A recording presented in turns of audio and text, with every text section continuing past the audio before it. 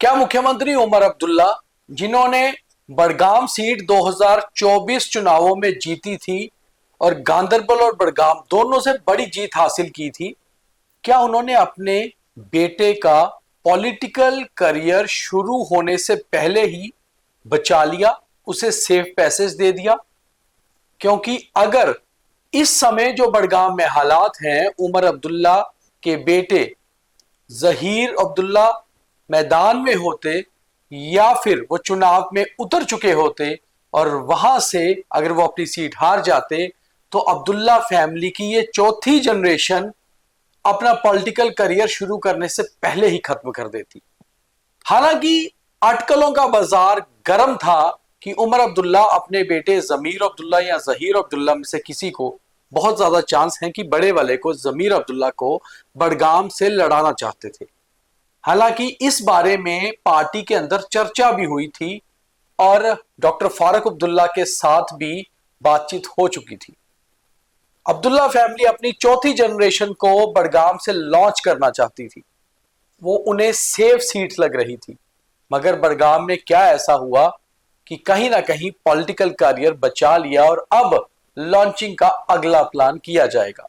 फिलहाल बड़गाम में जो उपचुनाव हो रहे हैं उसमें 20 कैंडिडेट चुनाव मैदान में है और एक और बहुत अहम जानकारी ये है, तीनों बड़ी पार्टियों के जो उम्मीदवार चुनाव मैदान में है वो लगभग एक ही बिरादरी से आते हैं, आगा सैयद बिरादरी से। बीजेपी के कैंडिडेट, नेशनल कॉन्फ्रेंस के कैंडिडेट और पीडीपी के कैंडिडेट, तो एक ही बिरादरी की कड़ी टक्कर।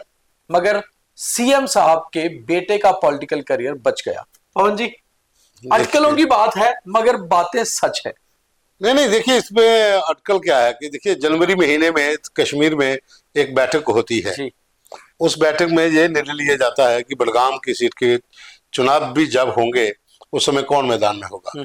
तो एमपी जो रोहिला है, आगा सैयद, वो उस समय बहुत क्लोज थे उमर साहब के। जी। एमपी की इलेक्शन भी जीती थी, लेकिन आरक्षण के मुद्दे को लेकर बाद में उनसे मतभेद शुरू हो गया जब उन्होंने प्रोटेस्ट भी किया। बिल्कुल। तो जहीर अब्दुल्ला को मैदान में उतारने की सलाह एमपी साहब ने ही दी थी कि हम इन्हें लॉन्च करेंगे, और उमर अब्दुल्ला राजी हो गए थे और साथ में फारूक अब्दुल्ला, तमाम नेशनल कॉन्फ्रेंस की जो बड़ी लीडर है छिपे है, वो एग्री हो गए थे कि जैसे लॉन्चिंग होगी। लेकिन उसके बाद सारे समीकरण बदलते गए और अब आगे चुनाव। तो चुनाव से 2 महीने पहले तक भी यही कहानी थी कि जहीर अब्दुल्ला को मैदान में उतारा जाएगा, और हमने कई बार खबर भी की कि लॉन्चिंग होगी, पॉलिटिकल कैरियर यहां से शुरू होगा, क्योंकि उमर अब्दुल्ला ने ये सीट जीती हुई है और यहाँ पर शिया कम्युनिटी का अच्छा बोलबाला है। और एमपी साहब जो रोहिला हैं वो भी इसी कम्युनिटी से आते हैं और वो प्रचार करेंगे तो सीधे विधानसभा पहुंच जाएंगे उमर साहब के बेटे। लेकिन वो कहानी उल्टी बढ़ गई, उन्होंने प्रचार करना तो दूर, उन्होंने पार्टी से ही किनारा अलग कर लिया, वो अपने अलग ट्रैक पर हैं। लेकिन जिस कॉन्स्टिट्यूएंसी से वो जीते हैं उसके अंदर ही ये बड़गाम विधानसभा आती है और यहाँ पर जो रोहिला है उनका एक अच्छी पैठ है। तो उमर साहब को ये लग गया कि इससे पहले कि कैरियर खत्म हो, अभी लॉन्चिंग डिले करते हैं, पोस्टपोन करते हैं। इसमें बड़ी बात यह है पवन जी, एक तो बड़गाम जो कॉन्स्टिट्यूएंसी है वो कॉन्स्टिट्यूएंसी में शिया अच्छा खासा वोट बैंक है, शिया बिरादरी का। दूसरी इसमें खास बात यह है कि शिया बिरादरी के वोट बैंक में भी जो आगा सैयद रूहुल्लाह का परिवार है उनका बोलबाला भी अच्छा खासा है, क्योंकि उन्हें लोग वहां पर एक पीर या सेंट की तरह समझते हैं उनके परिवार को, और वो उनका परिवार जो कहता है, जो माना जाता है, उसी को आगे बढ़ाया जाता है। मगर अब एक इंटरेस्टिंग चीज और भी खास हो गई है कि उमर अब्दुल्ला बड़गाम कहीं ना कहीं उनकी अब एक साख बन चुकी है, क्योंकि वो सीट उन्हें खुद जीती थी। अब उन्हें मजबूरी में आगा सैयद रूहुल्लाह के ही परिवार के एक शख्स को टिकट देनी पड़ी, मगर जिसको टिकट दी है उनसे आगा सैयद रूहुल्लाह के रिलेशन कुछ अच्छे नहीं है उनके वो कजन। दूसरी ओर पीडीपी और बीजेपी ने भी दाव खेला है, उनने भी उसी परिवार के लोगों को चुन के टिकटें दे दी।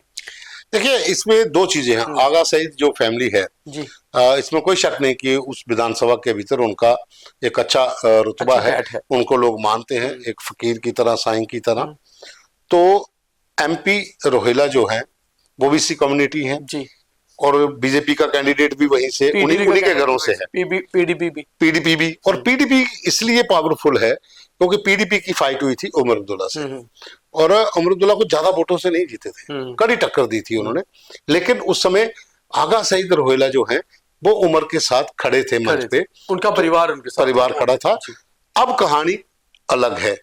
अब आगा सईद रोहिला जो है उन्हीं के कजन नेशनल कॉन्फ्रेंस के उम्मीदवार हैं जी।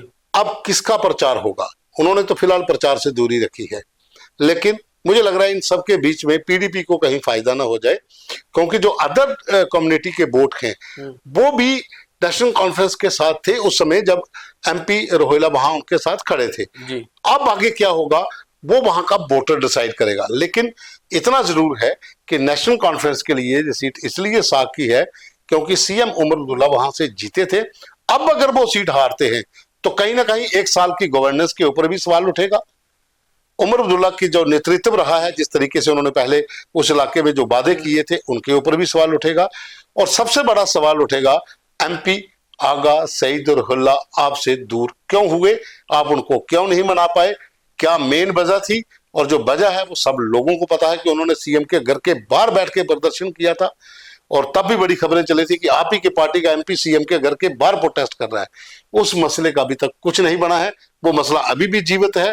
वो मसला है जम्मू कश्मीर में 70% आरक्षण का। उस मुद्दे को लेकर बड़गाम के अंदर जितने भी लोग हैं, और सबसे ज्यादा इसका इफेक्ट बड़गाम में पड़ा था इस 70% का, तो वो लोग किस ओर चलते हैं वो देखना होगा। अब एक इसमें और खास बात सामने आ रही है कि जब, जैसे पवन जी ने बताया कि जब आगा सैयद रोहिल्ला जो एमपी हैं श्रीनगर से, सेंट्रल कश्मीर से, जब उन्होंने उमर अब्दुल्ला जो मुख्यमंत्री हैं उनके घर के बाहर धरना दिया था आरक्षण के मुद्दे पर, उस समय आगा सैयद रोहिल्ला के साथ तीनों एमएलए पीडीपी के भी बैठ गए। उससे ही कहीं ना कहीं ये बात सामने आनी शुरू हो गई थी, और एनसी के अंदर खाते कई सारे लोग नाराज हो गए थे कि हमारे खुद के एमपी ने ही विपक्ष को मौका दे दिया मुख्यमंत्री के खिलाफ बात करने का, या उनके खिलाफ नारेबाजी करने का, या मुद्दे उठाने का। अब उमर अब्दुल्ला की मुसीबतें लगातार कैसे बढ़ते जा रही हैं ये भी समझेंगे पवन जी से। जैसे इन्होंने 3 पॉइंट बताए वो बहुत जरूरी नजर आ रहे हैं। पहला तो ये, उमर अब्दुल्ला अपने बेटे को बहुत सेफ सीट से पॉलिटिक्स में लॉन्च करना चाहते थे, जो डिले हो गया। उनके जितने भी अरमान या ख्वाब थे या उनकी प्लानिंग थी उस पर पानी फिर गया। दूसरी चीज, आगा सैयद रोहिल्ला जो एमपी है श्रीनगर से, नेशनल कॉन्फ्रेंस के और युवा नेता हैं, अगर वो पार्टी से जिस तरह नाराज है, अगर वो पार्टी से अलग हो जाते हैं तो वो डबल नुकसान। एक तो आप अपना एमपी खो देंगे, दूसरा आपने एक बड़े इलाके का एक युवा नेता खो दिया जो आपके साथ था और आपके खिलाफ भी जा सकता है। तीसरी चीज, उमर अब्दुल्ला बड़गाम से तब लड़े थे क्योंकि बड़गाम के लोगों ने खुद कहा था आप यहां से लड़िए, हम आपको जिताएंगे। अगर वो बड़गाम की सीट जीतने के बाद खुद हार जाते हैं तो उमर अब्दुल्ला शायद 10 बार ये सोचे कि मैं इससे बेटर गांधरबल छोड़ देता और बड़गाम में रहता, क्योंकि गांधरबल में आपको अपना कोई दूसरा कैंडिडेट मिल सकता था, यहां नहीं मिल रहा है। उसमें एक चीज है, वो बहुत डिसाइडिंग फैक्टर है जी। उमर अब्दुल्ला अगर गांधरबल को छोड़ देते, वहां पर इस कम्युनिटी के वोटर्स लिमिटेड है, बहुत कम है। और इस कम्युनिटी में एक चीज चलती है कि अगर पार्टी को एक साइड पे रख के अगर बिरादरी की बात करें तो जो उस परिवार से ताल्लुक रखता हो, जो पीर संतों फकीरों का जिनके पास गद्दी है, जिनको मानते हैं, जैसे मियां अल्ताफ अहमद, मियां अल्ताफ को भी अपने इलाके में लोग उनको एक गद्दी का मतलब पीर की तरह मानते हैं। तो इस कम्युनिटी में वो चीज बहुत मैटर करती है कि आगा सैयद जो परिवार हैं इनके अंदर सूफी संतों या फिर जो पीर जिनको कहा जाता है उनका बहुत महत्व होता है, छोटे से लेके बड़े तक। तो वो अगर आपने इनके कई कार्यक्रम देखे होंगे शिया बिरादरी के, जब भी कहीं कोई कार्यक्रम होता है, जो भी उनका पीर पैगंबर फैमिली का पैगंबर तो चलो छोड़ो मैं नहीं कह सकता क्योंकि वो तो बहुत उच्च वो है, लेकिन पीर जो है उस फैमिली से जो रिलेटेड कोई होता है, जब वो आता है तो पूरे के पूरी बिरादरी के लोग खड़े होकर उसके हाथ पकड़ के नतमस्तक होते हैं, उनकी बहुत इज्जत करते हैं। वो चीज जो है वो कहीं हाथ से स्लिप ना हो जाए, क्योंकि बड़गाम विधानसभा में पीडीपी के जो कैंडिडेट थे पहले, मेहदी, शायद इस बार वही भी है, वही है, वो उस समय सिर्फ इस वजह से हार गए थे कि आगा सईद रुहुल्ला उनके साथ थे, उमर के साथ थे। उमर के साथ, उमर तो अपनी जगह पर थे, लेकिन आगा सईद रुहुल्ला परिवार उमर के साथ, उनके साथ खड़े थे, उस वजह से उनको हुआ। इस बार वहां पर समीकरण चेंज हो गए हैं कि मुझे ये भी लग रहा है कि कहीं चुनावों के बाद जो भी नतीजे आएंगे नगरोटा के और बड़गाम के, उसके बाद सरकार की जो स्थिति यहां पर बनी हुई है, आगा सईद रुहुल्ला जो हैं वो किस और अपना रुख करते हैं। देखिए, पीडीपी का अगर कैंडिडेट जीत जाता है बड़गाम से तो सीधा सीधा ये आएगा कि आगा सईद रुहुल्ला ने नेशनल कॉन्फ्रेंस के उम्मीदवार का समर्थन नहीं किया। तो बड़ी बात अब इसमें यही सामने आ रही है कि उमर अब्दुल्ला के लिए मुसीबतें उपचुनाव में भी बढ़ती जा रही हैं। एक तरफ उनको ये था कि अपने बेटे को लॉन्च करें पॉलिटिक्स में और सेफ सीट से लड़वाएं। वो सीट जो कभी उमर अब्दुल्ला को सेफ नजर आ रही थी, आज वो अनसेफ होती जा रही है, ना केवल उनके लिए बल्कि पार्टी के लिए। और उमर अब्दुल्ला लगातार अपने बयानों में ये भी कहते जा रहे हैं कि उन्हें उम्मीद है कि उनके एमपी और युवा नेता आगा सैयद रुहुल्ला मेहदी कैंपेन में उतरेंगे, मगर आगा सैयद रुहुल्ला ने टोटली कैंपेन से दरकिनार कर लिया है। उनने कहा मैं अपनी पार्टी के उम्मीदवार के लिए कैंपेन ही नहीं करूंगा। तो ऐसे में अगर नेशनल कॉन्फ्रेंस बड़गाम की सीट हार जाती है तो कहीं ना कहीं उनके लिए आने वाले समय में मुसीबतें बढ़नी शुरू हो जाएंगी। एक चीज और भी शुरू हो भी चुकी है। एक चीज और भी है, हम बात कर रहे हैं पीडीपी और नेशनल कॉन्फ्रेंस की, बीच में बीजेपी का कैंडिडेट जी, और बड़गाम में बीजेपी ने भी ताल ठोकी है, सेम कैंडिडेट दिया और कहा कि हम जीतेंगे। हाँ। तो वही बात है कि कहीं इस परिवार के इतने कैंडिडेट या एक बिरादरी के इतने कैंडिडेट के बिना फाइट रूलिंग नेशनल कॉन्फ्रेंस को महंगी ना पड़ जाए। तो बात यही है कि जैसे पवन जी ने भी कहा कि एक ही बिरादरी से 3 पार्टियों के कैंडिडेट हैं, बिरादरी का वोट भी डिवाइड होगा और जो अदर कम्युनिटीज के वोट हैं वो भी डिवाइड होंगे। तो ऐसे में उमर अब्दुल्ला के लिए सिर्फ मुसीबत ये नहीं बढ़ी कि अपने बेटे को लॉन्च नहीं कर पाए, बल्कि मुसीबत ये भी बढ़ी कि कहीं उस सीट को ही ना खो दे जो खुद जीतकर सीएम बने थे। बहुत धन्यवाद।